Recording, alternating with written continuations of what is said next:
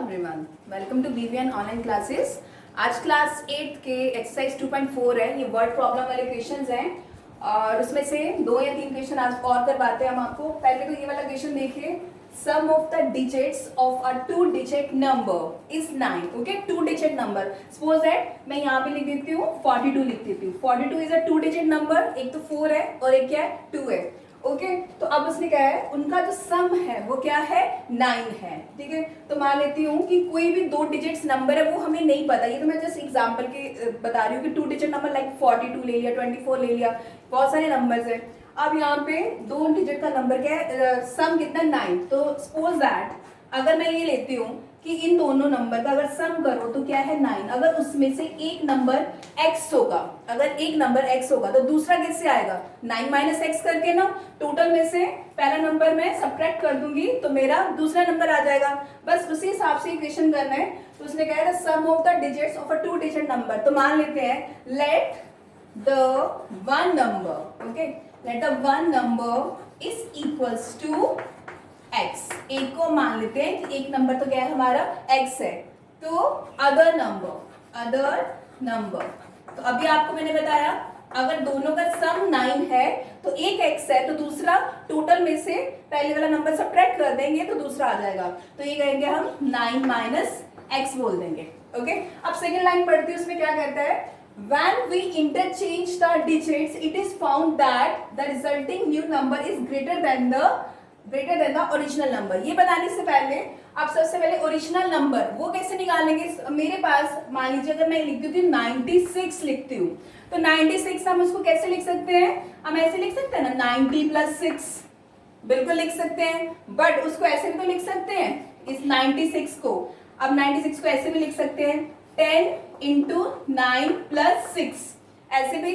तो बस मुझे इस फॉर्म में ओरिजिनल नंबर लिखना है। तो ओरिजिनल नंबर अब मैं लिखूंगी जो ओरिजिनल नंबर है, तो ओरिजिनल नंबर कितना हुआ, दैट इज 10 इंटू, यहाँ पे अगर मैं इसको मान लूं कि ये क्या है हमारा 10th प्लेस का डिजिट है, मान लेते हैं ये 10th प्लेस पे है, जो भी नंबर है ये 10th प्लेस वाला है तो इसको क्या ले लिया 1st प्लेस पे। जैसे ये मैंने 42 लिखा है या 96 लिखा है, ये 1st प्लेस का होगा, ये क्या होगा 10th प्लेस का। तो मैंने x को क्या मान लिया 10th प्लेस का और इसको क्या मान लिया 1st प्लेस का। तो ये कितना होगा 10 into that is a 1st place, तो ये कितना हुआ 10th प्लेस में क्या है यहाँ पे 9, तो यहाँ पे मैंने क्या लिया x, तो यहाँ पे x आ जाएगा प्लस 6, तो इसका क्या है 1st प्लेस का ना, तो इसमें ये ऐसे ये आ जाएगा 9 माइनस एक्स। ये एग्जाम्पल ध्यान से समझना, जो मैंने समझाया है वो ही इसमें यूज हो रहा है। तो अब इसको ओपन करेंगे that is 10x plus 9 minus x. अब देखें यहाँ पे ये सेम वेरिएबल्स हैं, ये इसको सब्ट्रैक्ट कर दीजिए 10x में से 1x क्या दैट इज 9x प्लस 9। ठीक है, ये चलो इसको अगर आपने नाम देना तो इक्वेशन नंबर 1 दे दीजिए। अब उसने क्या है, तो ओरिजिनल नंबर हमारा ये था। अब उसने नेक्स्ट लाइन में बोला है when we interchange the digits। Interchange का मतलब क्या है, अभी अगर मैं 42 लिखती हूँ तो आपको मैं बोलती हूँ चलो इसको इंटरचेंज करिए, तो आप इसको क्या लिख दोगे 24, इंटरचेंज करके 24 आएगा। अगर 96 है तो आप क्या लिखोगे उसको दैट इज 69 लिखोगे। वैसे ही मेरे को इंटरचेंज करना है इसको। Now interchange the number, interchange the number, interchange करा जब नंबर को तो यहाँ पे कितना आया हमारा, अब यहाँ पे जो 1st प्लेस का नंबर था वो 10th प्लेस में चले जाएगा, जो 10th प्लेस का था वो 1st प्लेस में चले जाएगा। मतलब यहाँ पे पहले क्या था x, अब ये क्या आ जाएगा यहाँ पे 9 minus x. Make sure that if 10 is multiply with this term you have to take in bracket। और यहाँ पे कितना है आपका प्लस, ओके 10 और यहाँ पे ये कितना आ गया 10th प्लेस का यहाँ पे आ गया। ये क्यों आया 10th प्लेस का यहाँ पे, क्योंकि हमने इंटरचेंज करा है। अब यहाँ पे कितना आता है, जस्ट ओपन द ब्रैकेट, ये इससे मल्टीप्लाई हुआ दैट इज 90 माइनस इसको इससे भी करेंगे that will be 10x plus x। तो ये कितना हो गया आपका 90 माइनस 9x। ये यहाँ तक तो हमने करा। अब देखते हैं नेक्स्ट। अब उसमें नेक्स्ट लाइन में क्या बोला है, it is found that the resulting new number is greater than the original number. उसने क्या कहा है बाय 27। ठीक है, बाय 27 ये आता क्वेश्चन, ये क्वेश्चन है what is the 2 digit number. तो उसने क्या है जो न्यू नंबर फाउंड हुआ ये वाला, ये ओरिजिनल नंबर में 27 ऐड करो ना तो दोनों इक्वल आते हैं, तो ये इक्वेशन बनती है। तो यहाँ पे कर देते हैं, यहाँ पे कितना हुआ हमारा, तो ओरिजिनल नंबर उसने कहा new number is equals to, जो हमारा ओरिजिनल नंबर था, ओरिजिनल नंबर में अगर हम 27 ऐड करते हैं तो न्यू नंबर आता है। तो न्यू नंबर क्या है, that is 90 minus 9x, 90 minus 9x।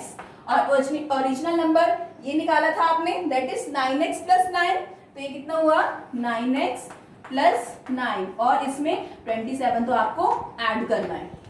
Okay, आप क्या करेंगे, वो एक वेरिएबल सेपरेट करेंगे। यहाँ पे कितना है 9x, 90 है, तो यहाँ पे लिख दीजिए 90। ओके, और यहाँ पे तो x है तो ये ऐड, ये सब्ट्रैक्ट नहीं होगा क्योंकि ये अनलाइक सम बन जाती है।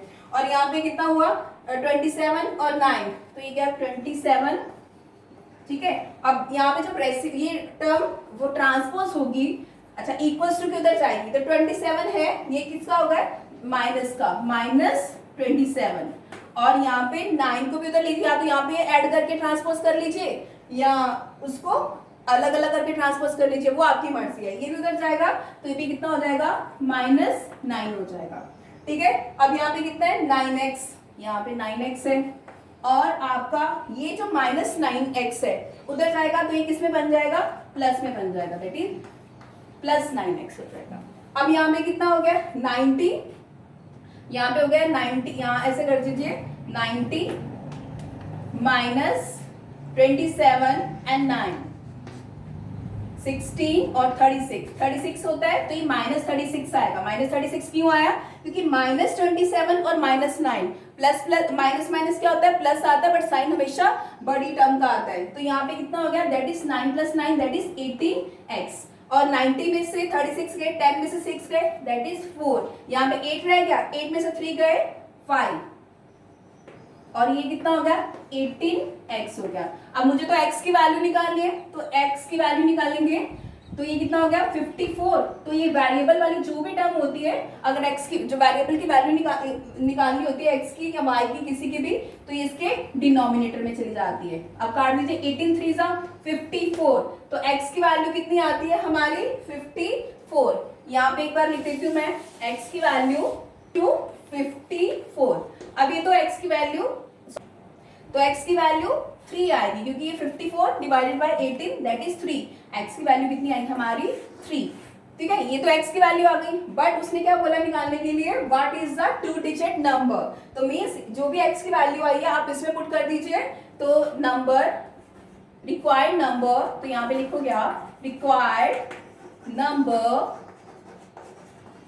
Is equals to that is 9, और ये x की वैल्यू 3 आई है प्लस 9, 9 3 सा 27, और ये कितना हुआ +9, तो ये कितना हुआ 36, तो ये कितना आ जाता है आपका आंसर 36, ठीक है। सी द नेक्स्ट क्वेश्चन,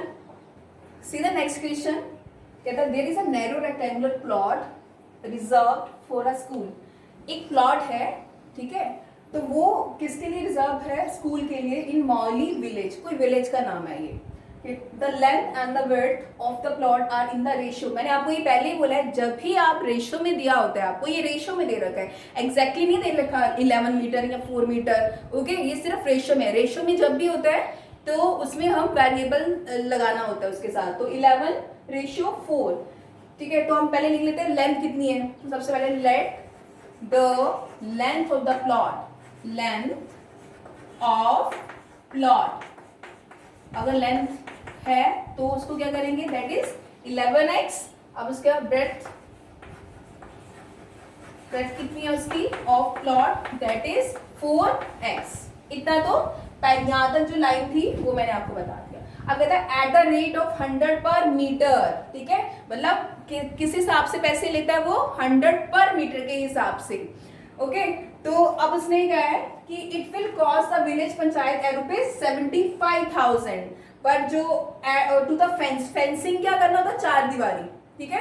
तो विलेज पंचायत ने कितने पैसे दिए 75,000 उसको 4 दीवारी करने के लिए, कहते हैं so what are the dimensions of the plot.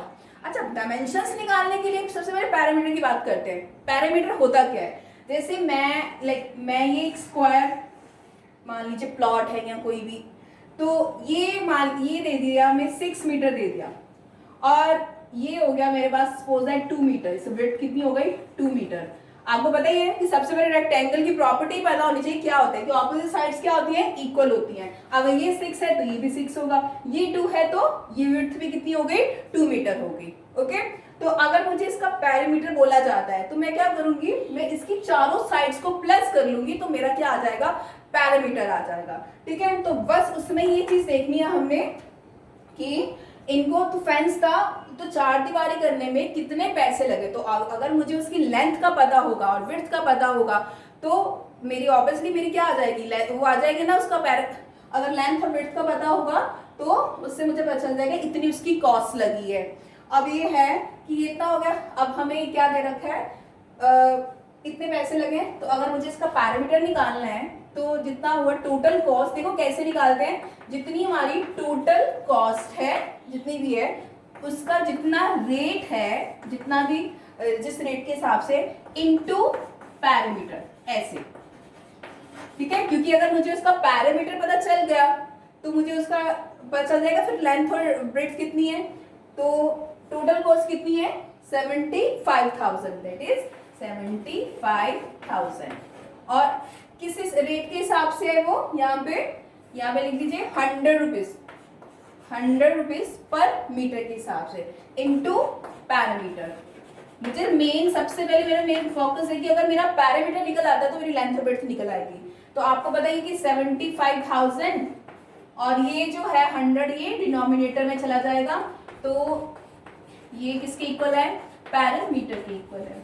आप ये दो काट दीजिए, ये कितना हुआ? 750। ठीक है, 750 मीटर, तो पैरामीटर आपका आ गया 750 मीटर। याद रखिए जो एरिया होता है वो हमेशा मीटर स्क्वायर और सेंटीमीटर स्क्वायर में होता है। जो पैरामीटर की यूनिट्स हैं वो मीटर सेंटीमीटर में ही होती है।